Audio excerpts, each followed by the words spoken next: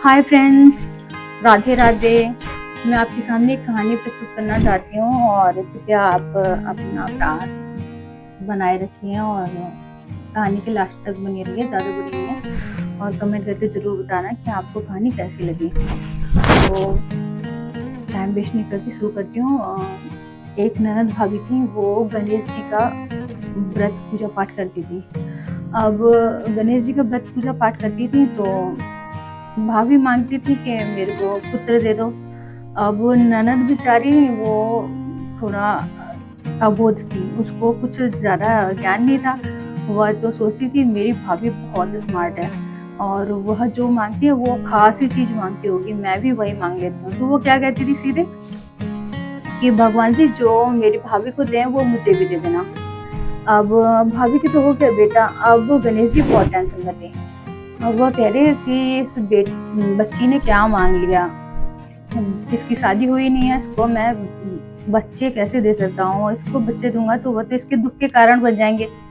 अब वो गणेश जी ने दिमाग लगाए तो फिर गणेश जी ने उसको कुछ नहीं दिया। अब वो गणेश जी के को जाकर मंदिर में ताने देने लग गई कि भाभी को तो आपने बेटा दे दिया लेकिन मुझे तो कुछ भी नहीं दिया। तो गणेश जी ने वह बोली मुझे मैं आँख बंद कर लेती हूँ और आप मुझे क्या फल दे रहे हैं वो यहाँ पर रख दो, मैं आँख खोलूंगी तो मैं फल को उठाकर ले जाऊंगी।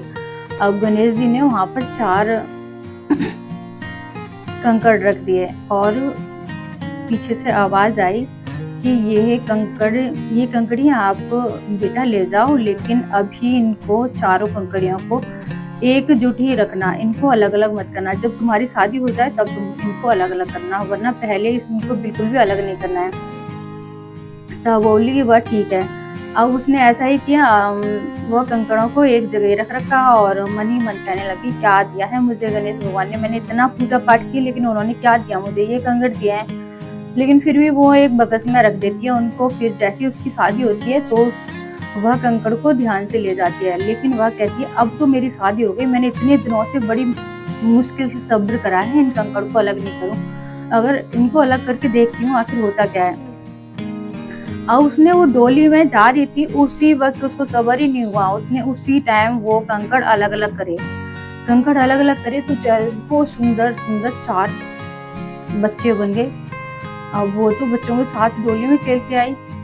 अब सारे डोली उठाकर जो ला रहे थे वो सब कह रहे थे कि बच्चों की आवाज पता नहीं कैसे आ रही है। तो उनमें से एक बोला अरे बहू के साथ कोई ना कोई उसके भतीजे भाई बहन कोई ना कोई रिश्तेदार आ जाते हैं तो कोई बच्चा होगा।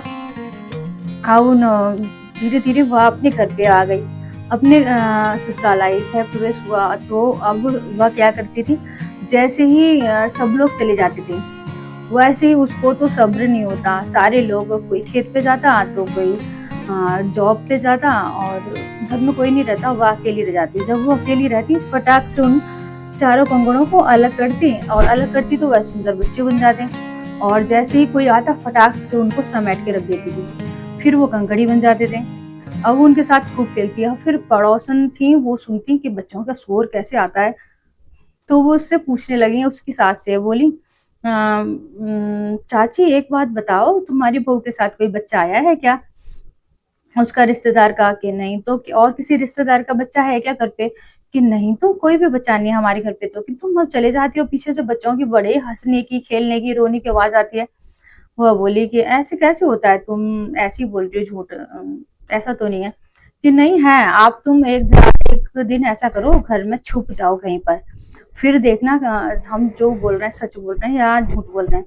उसने कहा ठीक है मैं ऐसे ही करती हूँ। उसने कहा बहू मैं जा रही हूँ, गेट लगा लेना। अब वो उसने बोल तो दिया मैं जा रही हूँ, और लेकिन बहू थोड़ा धीरे लेट आई और वो घर में ही छुप गई और उसने गेट भी बंद कर लिया बहू ने। लेकिन उसको नहीं पता कि सासू माँ घर पे ही छुपी पड़ी है। अब उसने चारों बच्चे अलग कर वो सारा वृतांत उसने छुप कर देखा कि बहू करती क्या है पीछे। उसने 4 कंकड़ निकाले तो चारों को अलग अलग किया, तो जैसे ही वो बच्चे बन गए, तो उनके साथ खूब खेले, खूब कोई बच्चा रोए हंसे, वो खूब ही ज्यादा खुश थी उनके साथ। अब जैसे ही सास को एकदम से खांसी आ गई, सास को खांसी आई, उसने फटाफट बच्चों को, कंकड़ों को इकट्ठा करने की कोशिश करी, तभी सास ने जाकर हाथ पकड़ लिया। सास ने कहा नहीं बेटा, पहले ये कंकड़ों को इकट्ठे तब करना, पहले मुझे इसका राज बताओ कि क्या राज है। तो वह बोली माता जी, मैं और भाभी दोनों ही गणेश जी का व्रत रखते थे, दोनों ही गणेश जी का व्रत रखते थे और बहुत पूजा पाठ करते थे। अब भाभी क्या मांगती थी मुझे तो नहीं पता, पर मैंने सोचा मुझे तो बुद्धि नहीं है, मैं मांगू तो क्या मांगू, कुछ अच्छा सा क्या मांगू, मेरे को कुछ समझ नहीं आ रहा था। इसलिए मैंने कहा कि जो मेरी भाभी मांगे वही दे देना, क्योंकि भाभी हमारी हम बहुत बुद्धिमान है, वह कुछ अच्छा ही मांगेगी। मैंने जो भाभी मांगेगी वो मुझे भी दे देना। अब मुझे क्या पता था कि भाभी क्या मांग रही हैं।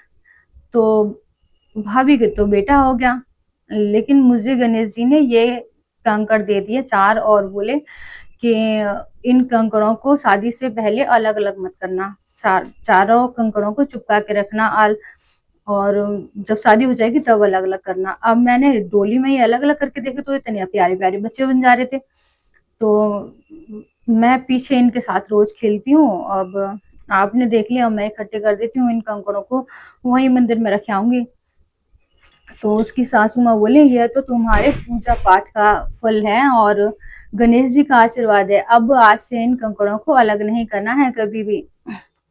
और गणेश जी ने, वो लड़की बोली माता जी, गणेश जी ने कहा था कि अगर कोई तीसरा देख लेगा इनको तो ये हमेशा के लिए बच्चे रह जाएंगे। तो बोली कि अब तो मैंने देख लिया है, अब इनको वैसे भी इकट्ठे मत करो, और अब ये बच्चे बन गए हैं और ये आज से मेरे ही नाती पोते हैं, ये तो गणेश जी का आशीर्वाद है।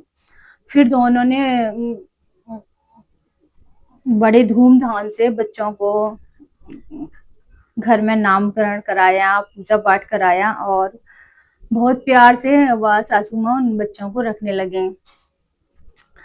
बाद में जाके पता चला, सबको सब पूछने लगे कि क्या हुआ कैसे हुआ, कि ऐसे ऐसे बात है, मेरी बहू बहुत बोली है और उसने अपनी भाभी को ही होशियार मानती थी, इसलिए उसने, भाभी ने जो मांगा इसने भी कह दिया मुझे भी वही दे देना। तो ऐसे इस तरह से इसके ये बेटे हो गए और ये आज से मेरे नाती पोते हैं। सारे लोग बहुत खुश हुए और इस तरह से गणेश जी ने उसकी कामना भी पूरी की और उसको लांछन लगने से भी बचाया। जय गणपति महाराज। सब पर कृपा करो, सबका भला करो।